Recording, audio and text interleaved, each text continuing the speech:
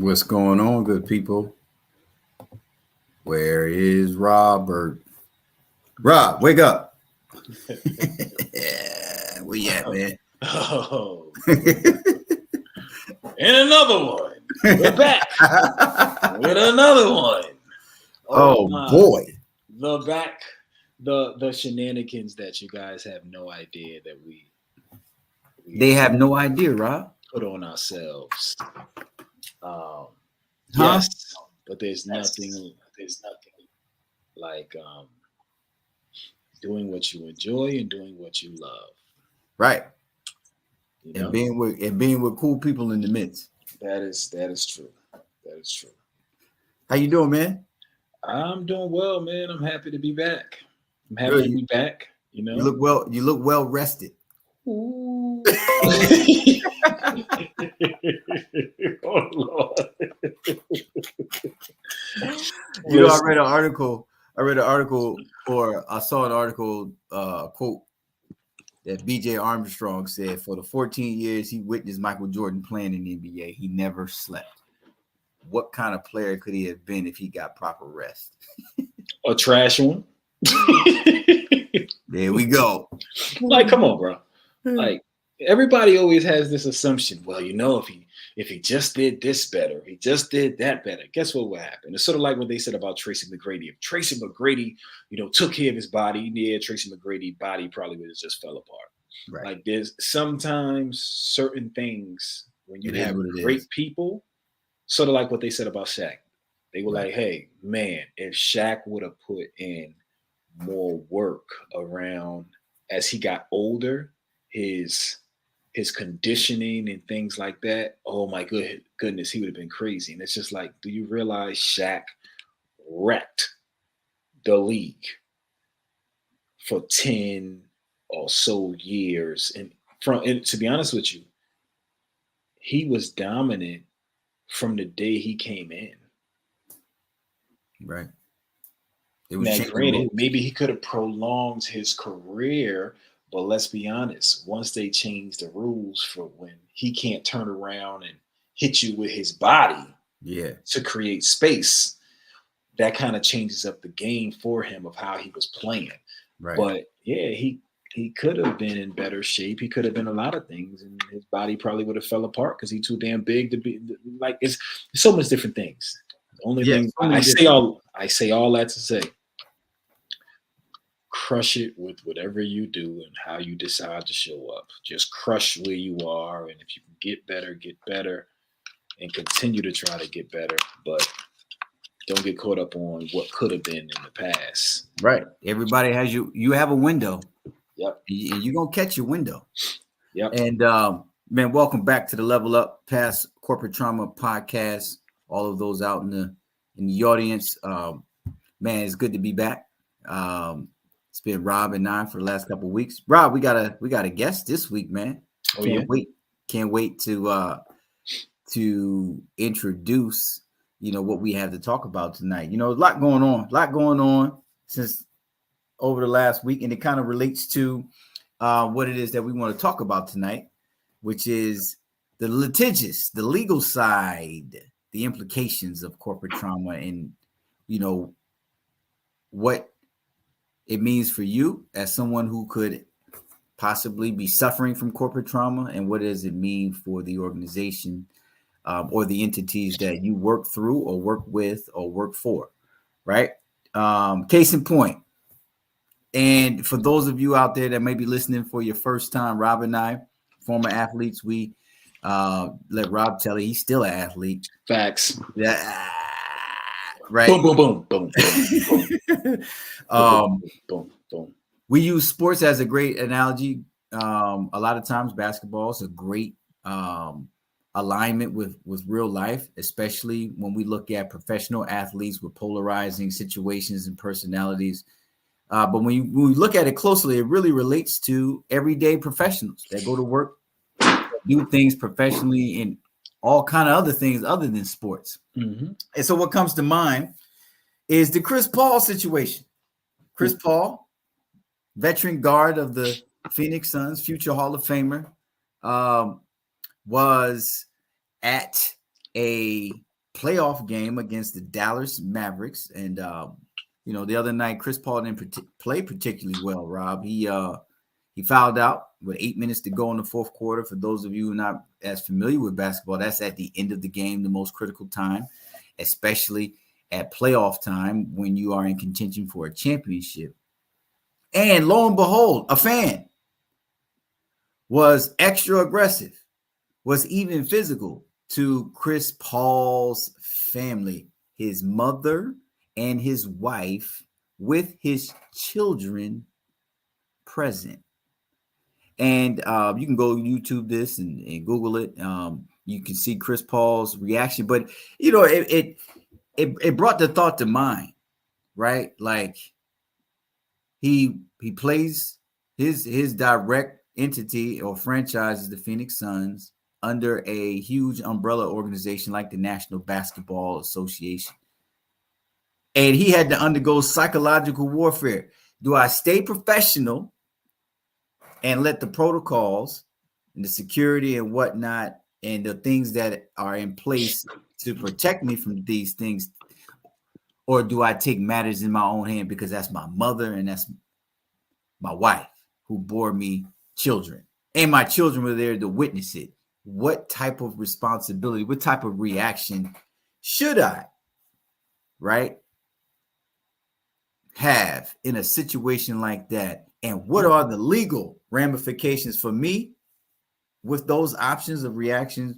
And what am I do based on my company and my organization putting me and my family in a vulnerable position like that legally, right? We already know what we would do morally, and some of us would know what we may want to do emotionally. But what are the legal ramifications? I mean, it's a lot in that. What you think, Rob? NBA needs to get his life together. Right? Because the idea that you don't want fans to feel more or less boxed in with their ability to be a fanatic, right? Sometimes we forget that fan is just short for fanatic. Right. Meaning you a crazy ass person, right? You're just crazy. Like you literally will do some crazy stuff in the name of a team that you don't own, but you really love, right? Talk about it. And they don't want to ruin that experience. But the idea that a professional whose job has nothing to do with, to be honest with you, handling violence, right? Right. Now, granted, their job has something to do with composure, but the idea that something happening outside of the confinements of those white lines on the court, either you have to take care of it or those players are going to take care of it, right? I.e., the malice in the palace. Woo. When the person threw the drink, right? If the guards would have got up there and jacked him up, this whole thing would have been different. As soon as it flew down there, before he can get to him, the guards jacked him. Right. Jacked him to the point that he probably looked like that guy that tried to jump on the stage and go after Dave Chappelle. Another great example. Right? Ultimately, the idea, the privileged mindset that folks have around, well, I paid money, or I don't like what you talk about, or I don't like this, so I'm going to do X, Y, Z, is a lot of nonsense. It's tough. And you bring up a great point. The organization, right? And this goes back to, something we talked about before, the customer being always right. The customer is not always right. The customer is most important. The customer is a top stakeholder, but that don't make them correct. And it does seem like in a lot of these situations where we value the customer or the good or the service more than the individuals that are producing the work, producing the goods or service, or front facing with your most important stakeholder, the customer. And that person is your front line, is your professionals, is your, for lack of a better word, your employees. And it reminds me, Rob, of, we may be thinking that, sports is kind of anecdotal or kind of juvenile to compare to these professional situations. But man, I got a couple of examples. I bring up this story from time to time, but I worked for a major retail outfit that rented, let's just put it like this. We rented assets, and every now and then the assets would fall into hands that did not want to continue paying the rental fees. And it was either allow those assets to be converted to property of the renter, or you had to go and retrieve your asset because of its value, right? And me being young and youthful and enthusiastic and not really knowing what was going on, I remember one particular time I was put on a mission to go retrieve one of these assets, but I wasn't given a whole lot of information up front. Before I knew it, I was in somebody's housing project, right? Doing a reconnaissance, doing a lookout, a drive-by, trying to go see if it was there, and then risking life and limb to retrieve property that I didn't own. And I didn't have all the information to decide whether or not I really, really wanted to do that, right? But it was almost like my enthusiasm was taken advantage of because I didn't have the cachet or the credibility. You almost feel like you got to do some of this stuff. And but I didn't know no better. I'll put it like that. I'm putting it on me. I didn't know any better. And let me prove it to you that I didn't know any better because I did it again.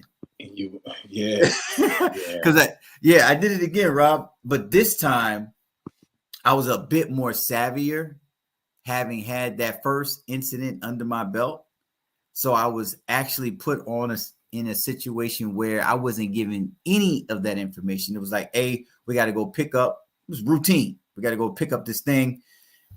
And we went and picked it up, and I was accosted by a negligent renter who like wanted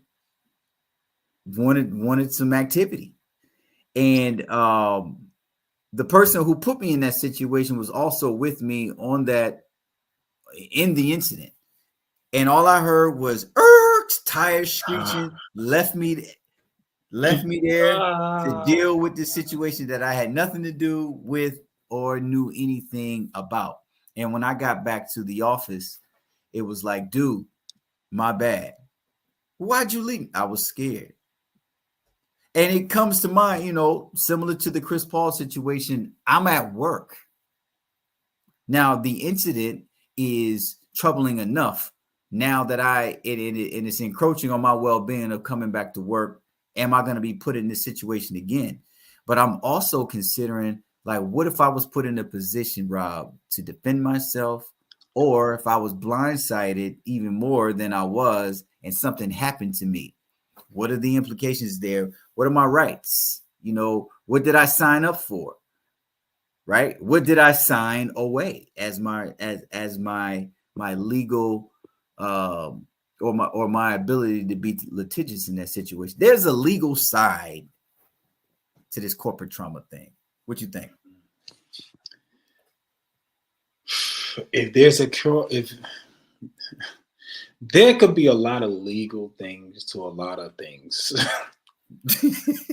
but if you don't know your rights, if you're not protected by those who say they are there to protect you, then you can fall victim to nonsense. And it's most often or not, we're trusting these individuals to lead us the right way. And a lot of times they have no idea of where they're going. Mm. So, we're going to always struggle, with that whole entire piece, because to be honest with you, we're not setting ourselves up properly. Right. At any point in time. And like you always say, we keep continuing. We continue to find ourselves in situations where people or there's profits, right, over people, right? How do you usually put that, right? Yeah, no. When you think about it, we celebrate people who find a way to use their money effectively, and we give them resources, we give them benefits, we give them free meals. But there are more of us who give our time in the world, right? When you really think about it, it's the strangest thing. There are more of us who give our time in exchange for dollars, but we celebrate people who found a way to make a better use of their money, which feels like they get more time. The only reason they get more time is because they're using our hours. And I hope that makes sense to people. Absolutely. And we celebrate those folks, but not thinking like, yo, well, the more leeway they get, then that means the more I have to do. So it's a strange dynamic where I think the world is so backwards in that way, where you can find a way to make money. Money can be exchanged, money can be changed, it can be refunded, but they can't refund you your time. Right. They can't. Right. Now, that's a fact. And the legal side of corporate trauma, don't get us wrong, there's always a risk involved in anything that we do, right? Some of these risks are calculated and some of them are, really just unknown. But when it comes to corporate trauma and the things that we may take for granted, putting up with on a day-to-day basis that lead to what we call corporate trauma. There's a, just like the case in me going to reacquire an asset on behalf as an agent of an organization that I don't own, right? I'm getting paid for my time in exchange for tasks and deliverables to be met. And just like Chris Paul, who's a wealthy professional and master of his craft, and whose services bring value to a franchise and then an overall organization, but still is vulnerable to being put in a position to have to decide whether or not I'm going to put my legal reputation on the line because the organization doesn't want to take measures and protocols to protect me from its fan base because it wants the fan to be able to experience, just like what Rob said, the experience of a fanatic, right? And these cases are extreme, but we're going to tie it in. And like I said, man, we got a special guest tonight. Oh, yeah? Yes. And man, I can't wait to introduce her to y'all. The Level Up Past Corporate Trauma podcast. We want to bring to the show.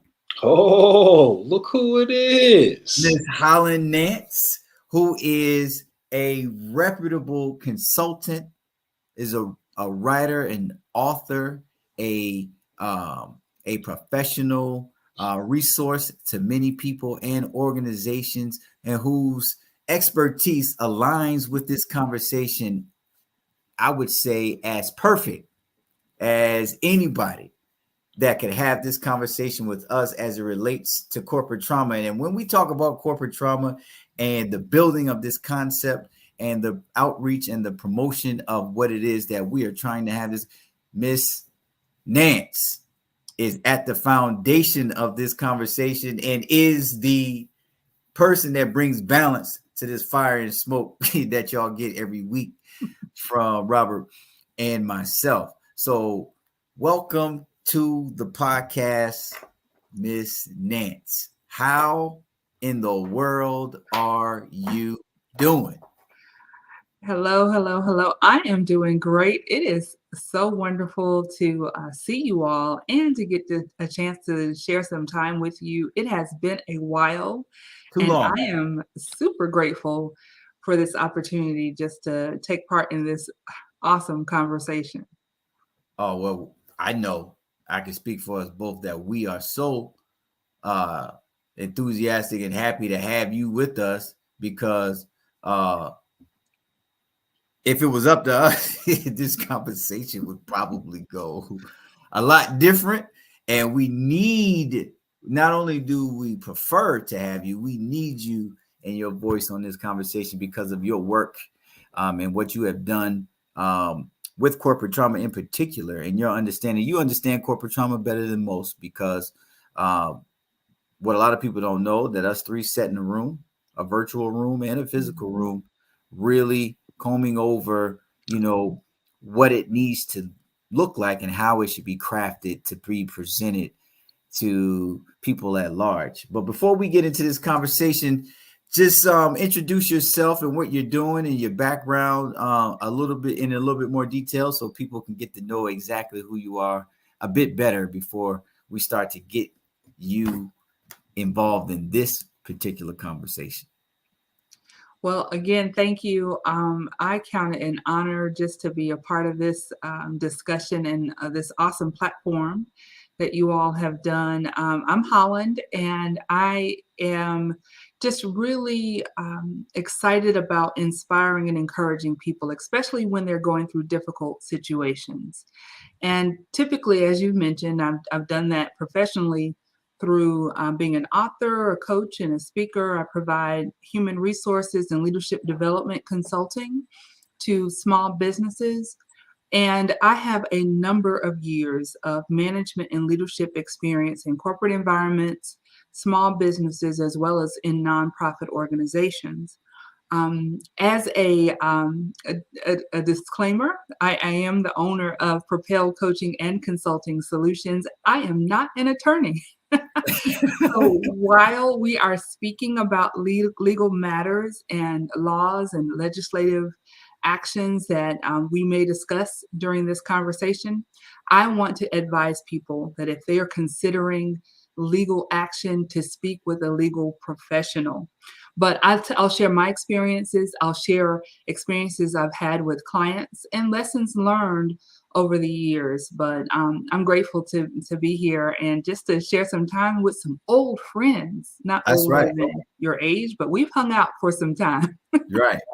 And definitely don't ask this guy any legal advice. No. Don't do that. It might not go your way. Yes, thank you, Holland, for that. Your reputation in the industry, in the workplace, is really understated by those comments that you shared with us, because man, we really know how important you are and your perception is, and your position and your insight.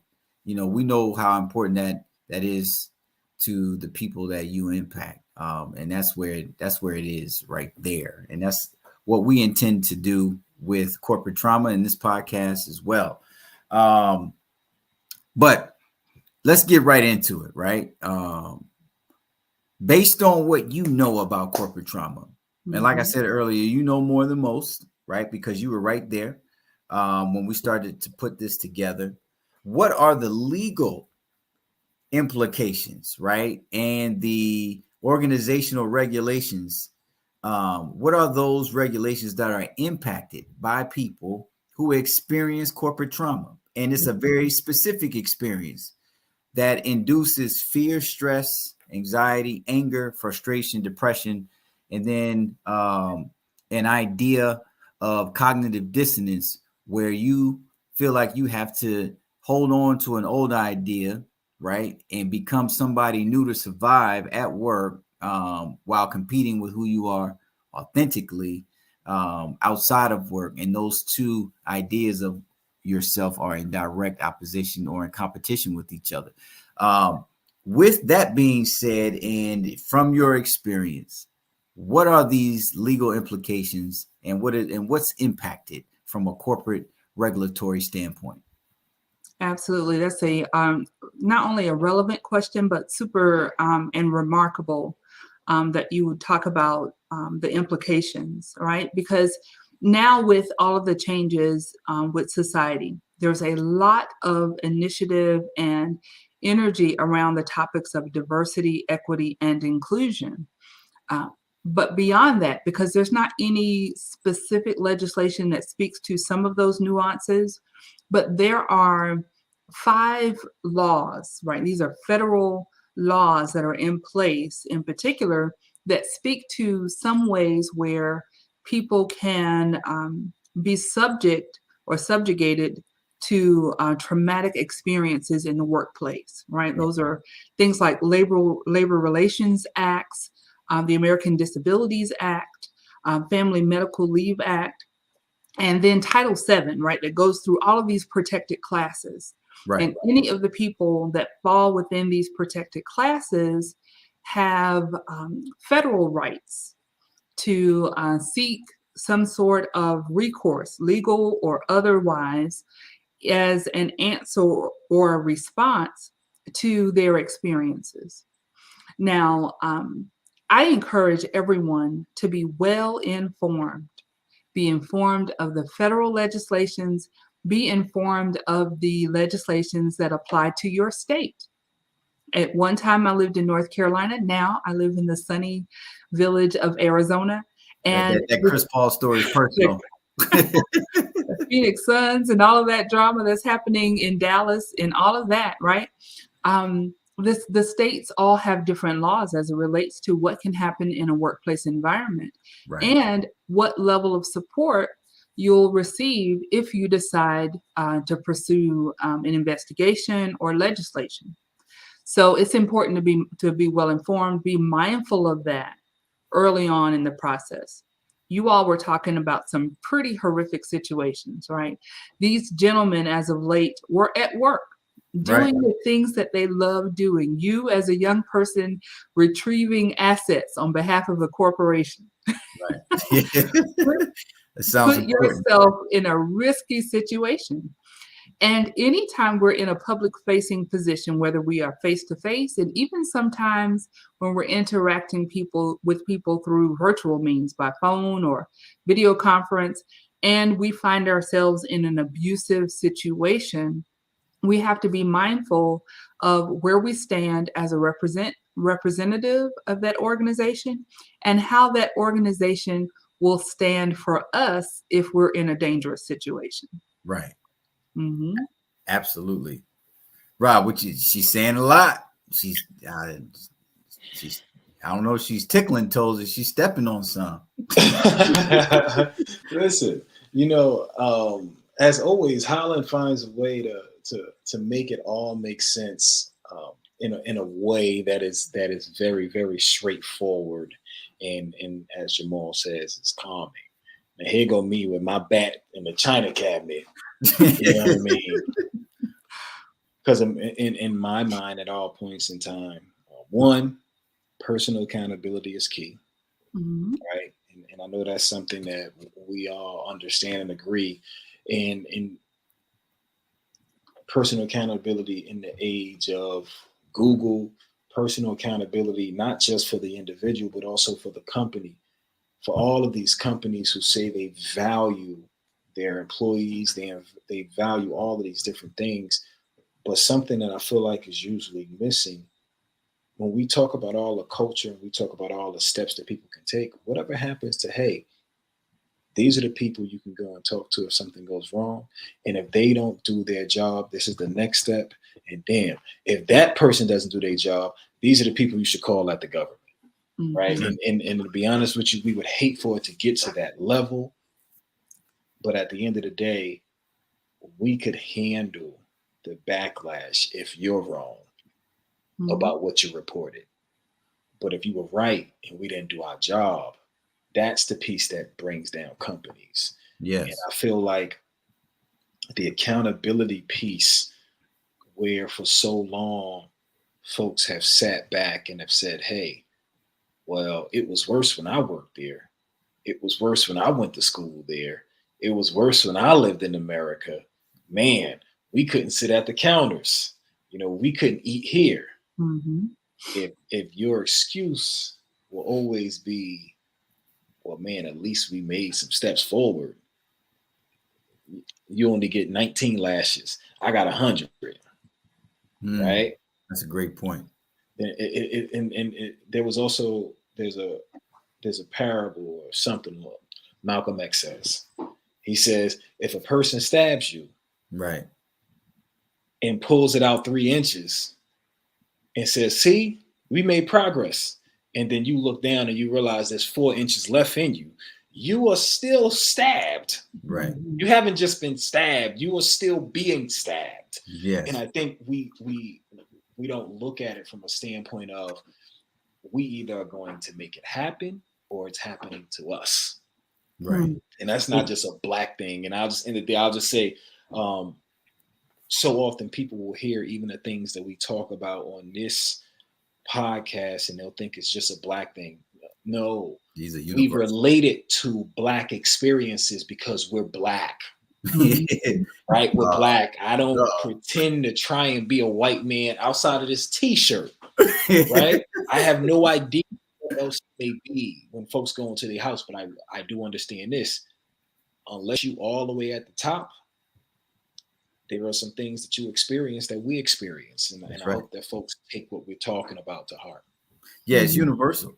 And, when we talk about corporate trauma and I relate corporate trauma to people's experiences, one of the things that comes to mind, Holland, is how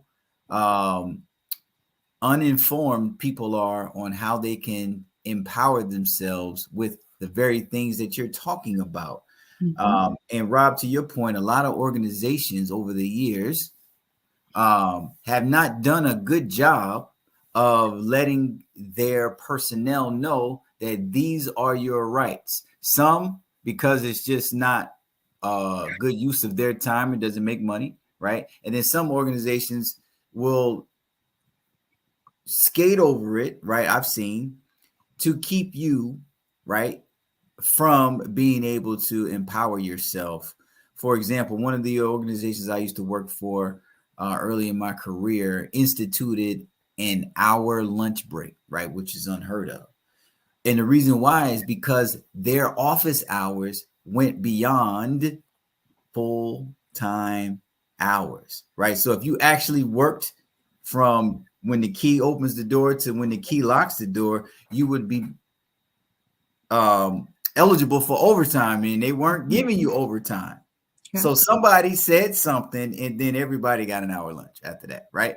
But nobody knew because of the, they just weren't, we just don't have a fully empowered, working class of individuals at certain points in time of the corporate experience, where now you can protect yourself. And, Holland, I've heard you talk about like just small examples of things that people experience, on a day-to-day basis, and some tips and some best practices that they could employ to alleviate those things. And one of the things I've heard you talk about in the past is documentation. Absolutely. Yes. And everything that you all are saying is absolutely valid and accurate. And that's why a platform like this is so critical, right? Some people just simply don't know, and they can obtain the right information, or at least be empowered to take the next step to do research. No, it is not the organization's responsibility to make sure you know employment law. Right. It's not. Unless you are a manager and you stand to put the organization at risk when you make a bad choice. Otherwise, it is not their responsibility to inform you. My word of encouragement and inspiration is to be strategic and inform yourself. Have a plan in place for your existence with this organization. And the plan should be more than just to earn a paycheck. It has to be. Has to be. So there are some strategic things that you can do, right? You talked about documentation. It's important to understand that if you choose to file a claim, maybe with the EEOC, with your local Department of Labor, with the federal government, if you choose to talk to an attorney, one of the first things they will ask you for is, what evidence do you have to support what you're saying? So here's a great example, right? You're having a conversation with the person that is responsible for reviewing the quality of your work. And you have done a phenomenal job. I mean, blowing it out of the water consistently, showing up and showing out. That's right. And they are responding well to what you've presented. And their question to you is, so how did you leverage this information? Or maybe, did someone else help you with gathering the information on what you've done or to produce this outcome? Who helped you with this? My dear friends, that is a microaggression, because it simply says that you don't have the capacity or the capability to perform at this high level within your own rightfully earned skill sets and experiences. It questions whether you are Black, any other ethnic group, male, female, wears tortoiseshell eyeglasses, likes the color blue, green, orange, any of that. It simply says that you don't have the capacity to perform at this high level, and it questions. What it does is causes you to lose trust in your own ability to perform at a high level. When they are asking you questions to validate the level of performance that you're providing, it is a microaggression. Now, many of us will be tempted to answer quickly. I want to encourage you, Robert. Right? If you've got like what we call a slick tongue, right? You have an answer ready. Exactly. Calm down, Rob. Put the bat away. Right. But smile and kindly go back to your desk and send an email as a recap. I want to send just a quick note to recap our conversation. I know that when we were reviewing my performance over whatever period of time, you noted that this is really stellar work. You had a high rating of the quality of work, and you asked a couple of questions. And I want to provide an answer to those questions. You asked if I leveraged anything to come up with these outcomes or if anyone helped me. And your answer is, I provided this level of service or this product based on the skills and experience that I've obtained in doing this work at a high level of aptitude. Send the email, blind copy yourself at your favorite personal email address. You are now building a catalog of information. Now, if that's a one and done, be thankful. Right. But if you have a series of these types of interactions, it just provides opportunity to say something unusual is taking place. Wow. This is not your opportunity to go into the break room or get on the corporate chat mailbox and say, did, Steve say anything to you all? Did anybody ask you any questions, things of that nature? Handle it professionally. Right? Wow. Because if we start the chatter, then there is a valid case that say you are now disruptive to the culture of the organization. There it is. It's easily flipped. It's easily. And you're just trying to gather data to see if anybody else is going through what you're going through. Right. And that's what we talked about a couple of weeks ago, Rob. Seeking information in order to complain is an indicator that it might be time to go. Yes. Right. Excellent point. Excellent point. Because that's a form of taking your power back. Right. And even if nothing comes from it, the fact that you have empowered yourself to acknowledge it and you addressed it head on, it prevents the spectrum of corporate trauma symptoms from taking place and taking hold. This is very, very, very good advice, and it doesn't hurt anybody by doing it. Now, Holland, I mean, there's just so many things that could possibly go unchecked legally, right, as it relates to corporate trauma. And what are some of your observations within navigating, around the corporate industrial complex? What are some observations you've made on behalf of the professional or on behalf of the organization when aspects of corporate trauma go unchecked? For example, and you don't have to respond to this example, but I want to put something out there, something very, very relatable is the right word. You look at your job description and the last bullet point says ad hoc responsibilities as assigned, right? There are a lot of organizations that we talked about on this show with Rob that will take liberty with that last bullet point to give you a whole nother job or make you responsible for a whole nother line of responsibilities in order to save money, and then just factor it down. Well, you see here, this is ad hoc responsibilities. If something like that were to go unchecked, what are some observations that you've made? Well, I think it's important, again, to be well informed. And anytime those other duties as assigned start piling up and your rate of pay doesn't, it's time to do a little research. There's a great site called the Bureau of Labor and Statistics, and they have a wage and hour division that defines specifically most overall job titles. And based on those job titles, there's a certain list of general descriptions of the activities that are aligned with those job titles. Along with those descriptions comes a standard wage and hour rate. Now, if your list of other duties as assigned starts spilling over into what is defined as another job title that may or may not have a different rate, higher or lower, it's important to know that.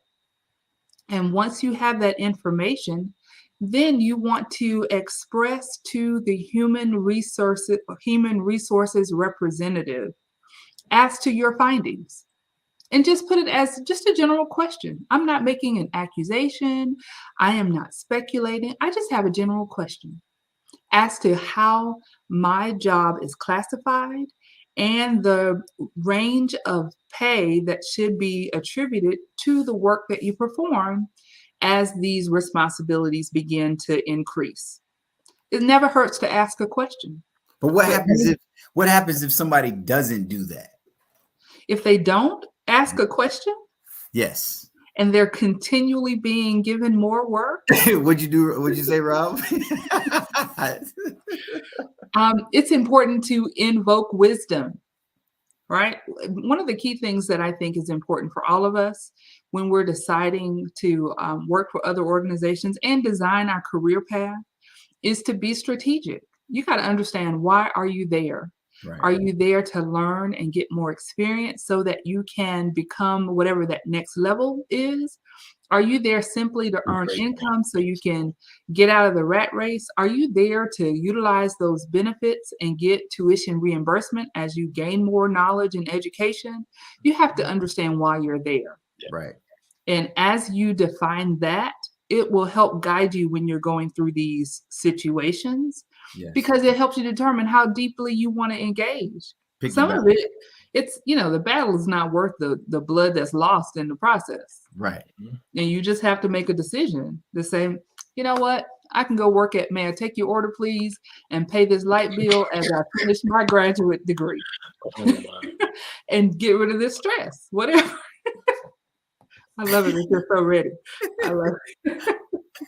So just, you have to decide and be strategic as you are balancing all of this. Sometimes we become overly invested and we pay a lot of cost that's not worth the struggle. All of this trauma that you're describing and the cognitive dissonance that happens where we're in the wrong place at the wrong time.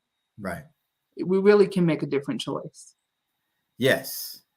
Rob, you heard what she said. We can make a different choice. Yeah. Choices come with awareness. Mm-hmm. Yes. Right. And that's the biggest piece that I feel like the world is shifting a bit. Maybe at some point in time it was like that as you get as groups of people have had epiphanies across the past 100 or so years, and they're like, hey, we're going to have our own unions or whatever the case may be. We're going to organize, right? But now I think even without the presence of very large unions across multiple industries, I feel like more people are waking up, especially as we go from the millennial generation to Gen Z. Right. Folks are like, man, I'm not doing that. Yeah. And also based on coming out of COVID, this younger generation of Gen Z, they're aware and probably much more in tune to their mental health coming out of COVID than any other generation. And maybe it might be too far, but they are very, very aware and open to being able to say, hey, something isn't right with me because of what you're doing. Like there's a adverse effect that I'm experiencing, like that's coming my way because of what you're doing. Right. Absolutely. The other thing about that is organizations are aware of the mindset of the workforce. And we see what's happening with this whole Amazon discussion concerning the union formation. Right. And all of the things that happen within their organization to try to discourage people from trying to unite for better treatment and higher wages. Now, whatever you believe on that it's really phenomenal about how that group of people have come together to support their own needs. It's pretty powerful. And but we have to determine, right? Most of us live in most states are at will. Everybody has the right to make another decision without any cause. Without any cause, right? Right. Absolutely. And it's important we create documentation to validate our claims so that if there is any sort of undue treatment, such as unjustified terminations or any other sort of pullback from certain guaranteed benefits or pay, for even that, cut or a reduction of hours, things of that nature, as an answer to your questions that you're asking. If there's any sort of adverse response, you have that documentation just to say, I'm not making this up. This isn't just a one and done occurrence. This has been going on for some time. Right. And while as a new hire in the onboarding process, you might have signed an arbitration agreement, which basically says I can't go to the county courthouse and file a lawsuit, but I'll have a hearing, so to speak, with a private citizen who may have been or may be a retired judge. And they make a decision after hearing your case, but it doesn't go into formal public a public case, which becomes public record. It protects the reputation of the organization. But even if you do sign an agreement like that, the federal law still provides a means for you to file a claim. Right. You're not filing a lawsuit just because you call EEOC and say, I'm being discriminated upon. Right. And even if the person isn't brought forth or the claim isn't founded, so to speak, the organization is informed that a claim has been made and that an investigation has taken place. And I've seen with a client of mine where they filed a claim. The claim was unfounded because it was a racial discrimination claim. In that case, they expect the person just to run around and just yell out racial slurs. But it was unfounded, but the organization was informed that this person had an investigation and the person was still released from their job. Wow. Organizations aren't really playing. No, they're not. So, because they don't want to run the risk. It's not a cool thing to be found in a racial discrimination case or any other type of discrimination case for that matter. Right. So I say gather documentation, know what's happening federally and especially in the state where you are working, and just have it in case you need to move forward. Absolutely. And that's great advice. Those are great best practices, and I kind of lean on my own experience with this next question, right? Nobody goes, well, I put it like this. I speaking for myself, don't and haven't taken on professional roles with the thought in mind, I better document because something might happen, right? You kind of I go in with rose-colored glasses and the expectation of strategically getting something while giving something, right? But at a certain point, corporate trauma happens. You may not get everything documented, but you may be impacted significantly enough to where you decide that you need to start documenting or employing some of these best practices that you talked about, Holland. But what would your advice be to somebody like myself who is experiencing corporate trauma and flirting with the idea of filing a grievance or something of that nature? Because I've been in situations where I put myself in a position where I've been held accountable unjustifiably, in my opinion. And I've also bailed the organization out by moving on, right? And people have come to me and say, you know what, based on that and this and the other thing, you probably had an opportunity to, at least put something on file, whether it changed for you, at least it's on file, then maybe you make it a little bit better for somebody else coming behind you. So what would your advice be to somebody like myself or somebody going through something like that to weigh their options, because filing a grievance and becoming litigious is a task. Indeed. It's a task. It's not just, yo, on purpose. What'd you say? On purpose. Yeah. And it's not like I'm going to just write this email and then, you know, the lawyer gods are going to just take over. No. It doesn't work that way. You got to get it. You got to decide whether or not you want to jump in that pool. What would your advice be? Right. It's because you're right. The process is lengthy, it's expensive, and the organization has much deeper pockets than you do. Right. And because of the time that's required, right? You have to decide how you're going to manage your requirements and responsibilities with your family, employment, seeking, because in some cases you are in this process while still working for that organization. Or you've separated and you still have responsibilities with the new requirements. So you have to decide, right? So I like that you come into the environment not expecting something negative to happen. So I would recommend people be resolution minded. And being a resolution minded person just kind of says, let me ask the right questions, right? Mm-hmm. There are certain ways that you can finesse a situation when someone is trying to be purposefully unfair, and we'll just position it that way. Yeah. Just ask some questions just to find out if it's a personal issue or if it's a legitimate performance related issue, and seeking information so you understand where that person sits in that matter, with the purpose, again, you're positioning yourself to be resolution focused. I'm not here just to whine and complain. I'm not out here just trying to create havoc for everybody. I just want to work and provide a quality service and be paid appropriately and not have to question who I am as an individual and as a professional, right? Because the real issue is the trauma happens when you start questioning your own abilities, your confidence level is dropped, you're not sure of yourself, you're questioning the things that you know well and have done for years. Those are the things you want to avoid.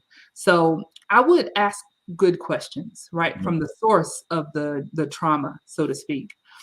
Then I'll begin using my resources. All right, most companies have EAP. Most people have an ombudsman contact, where if there's some sort of issue with integrity at play, then the ombudsman's phone line can provide support. You're not making an official claim, you're just having a conversation. Right. And again, there are resources. There's EAP, there's your human resources contact. Then there are other ways that organizations have to report when you just have a question. And it's always under the position of, hey, if I'm feeling this, what would you advise I do? Right. So when you're reaching out to your HR folks, your EAP people, you're just asking a question and seeking their recommendations. Typically, they will then begin to dig deeper. Can you tell me more about this? Who is it that you're speaking about? Is this happening to you or someone that you are, one of your colleagues? And as they begin to ask more questions, then you unveil everything that's going on. But your whole purpose for asking the question is, I just simply want to be a strong contributor. I want to add value in this role and be able to not only grow as a professional, but be a great contributor to the whole organization. But you just want to know, hey, what do you recommend if this is happening? Right. And get it off you. Right. Right. Because they have an obligation now when this information is presented to them. They have a series and a protocol to follow when they're informed of these things. Right. And a great opportunity to inform your organization is your annual and your semi-annual reviews and evaluations, where mm-hmm. you have the opportunity to provide your own voice to your performance. Right. Especially if you're going to be held accountable to it. This is where you can ask for resources mm-hmm. to help you with the constructive criticism that you may have received. Right. These are great best practices, because there is a legal side to this corporate trauma conversation. And Rob, I saw your face light up a couple of times. Anything you wanted to add to that? No, I don't know why I always say no, and then I always got something to say, right? No, but the legal piece is scary. I don't think it's scary from so much from what we think, because a lot of times I think folks believe, that it's scary from a legal perspective. No, I think the legal part is scary from the work you got to put in. Right. And when you really think about everything that got something to do with some documents or doing any, you actually got to know what it means. Right. And a lot of times you're going to a lawyer so that a lawyer can say, hey, this is what this means. It's okay if you sign it. You're not signing your rights away. Right. It's the same thing with our healthcare. You go to the healthcare company decides, what you can do, how much they're going to pay. And then when you go to the doctor's office, you have no idea of how much something costs. We don't go to the doctor's office and say, hey, I'm going to charge. Maybe can we talk about the payment, like how much this is? Because I don't believe I should pay that amount. Right. So it's one of those situations where figuring out a way to take ownership of things before they go bad. Right. Right. I feel like that's the piece where we got to get to, taking ownership before it goes crazy. Create your file before it gets bad. Yes. And that is key. And you have to be willing to go the next step as well. I would add that. Ask the right questions. Be understanding, like Rob is saying, that you're going to have to acknowledge that the amount of work that you have to put in may be daunting. And then you have to be willing to, when you understand that is daunting, that's going to be a daunting task. You got to be willing. All right, well, when I make this step, I got to be willing to make the next step. For example, I've been in situations where I've made my situation, my position known to HR, and then you get zero response. And that is a classic move, people. You send something to HR and they don't answer you, they're calling your bluff. He ain't really serious about this, because he made it known to us what is going on and what he's thinking, and we didn't provide any response. So we can't be held accountable one way or the other unless Jamoul, makes the next move, right? So we got to be thinking, because nobody's going to put themselves in a position to be held accountable, especially if they are in any way thinking that they could. So these are great scenarios. Thank you so much, Holland, because there is a legal side to the corporate trauma conversation. And I'm going to keep saying that, right? Because we don't want to get lost in you questioning yourself and getting into the pattern of corporate trauma, right? You can empower yourself. So based on, all of this, and mine and Rob's responses to all that has been said, Holland, we want to leave you with any final thoughts, any things that you may want to add to the conversation before we give you back to the stellar work and impact that you are providing within our industry. Anything else? Well, again, thank you for allowing me to share some time and just to have an awesome conversation. But the key thing is to be informed. And yes, it may be some undertaking, but it is all for your own benefit. Spend some time reading. Spend some time doing some simple Google searches and be well informed. And then, remain positive.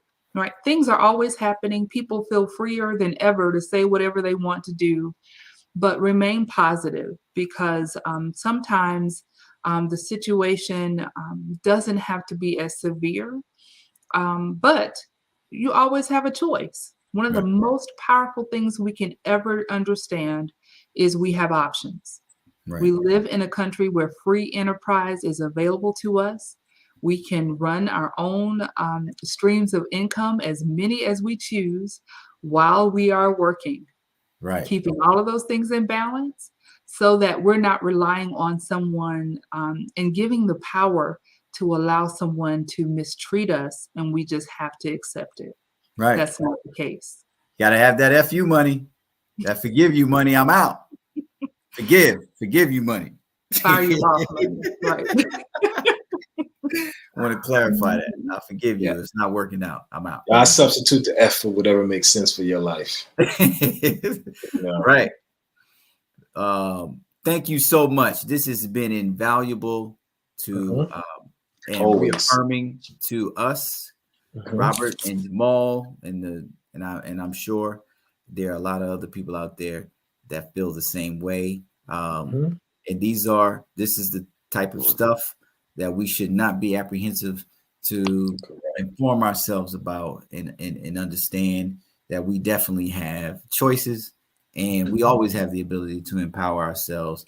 And you don't have to take it from me. You heard it here from Miss Holland Nance. Yes, you did. Well, we've done this before.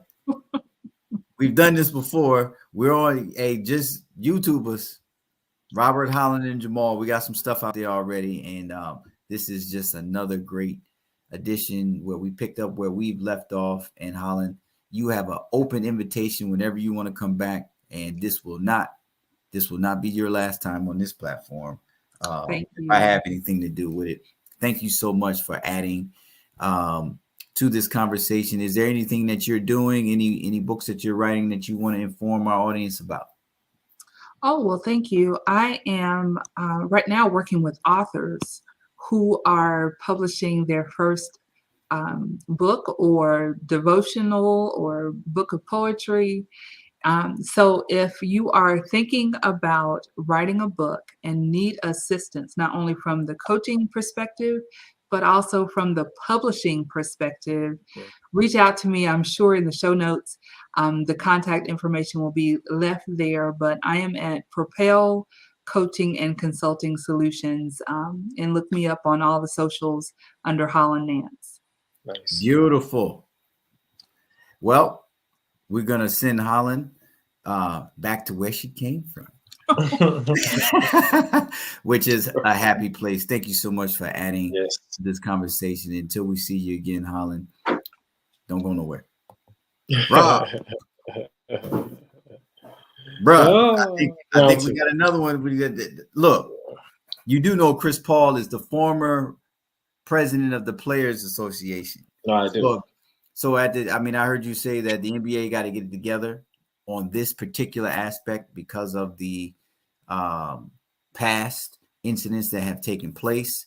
But Chris Paul is the one that helped this get done, because this is not the first reckless fan, right, that has encroached on a professional's workspace. We heard earlier this year with Russell Westbrook. We've seen things happen. And then, a lot of the professional athletes haven't been angels either. But basketball is a particular great analogy, because you see the players' faces, right? Right. You're up close and personal, and some of their players are mic'd up, and you can hear what they're saying, or you can read mouths. So it's a lot more interactive, just like being in the office or just like being in a virtual workspace. It's just not as fast paced and up in your face and celebritizing as being a professional athlete, but it's a lot of parallels there.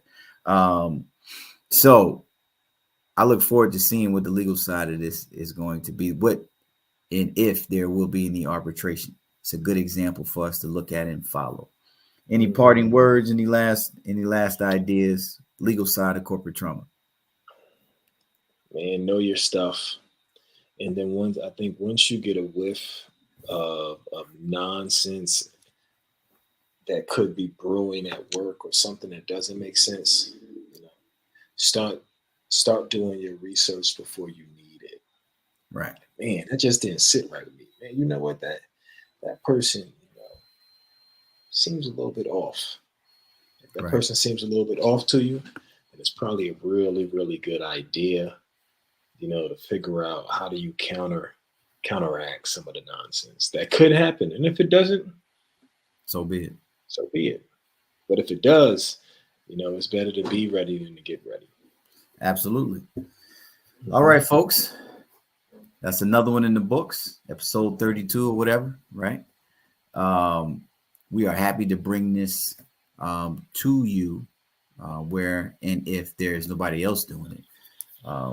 We definitely have a place and a desire to make this a safe space for everybody. And remember, especially Chris Paul, if you're watching the show, remember, corporate trauma is a sneaky passage trauma that'll creep up on you. And when it does, it is time to level up. See y'all next week.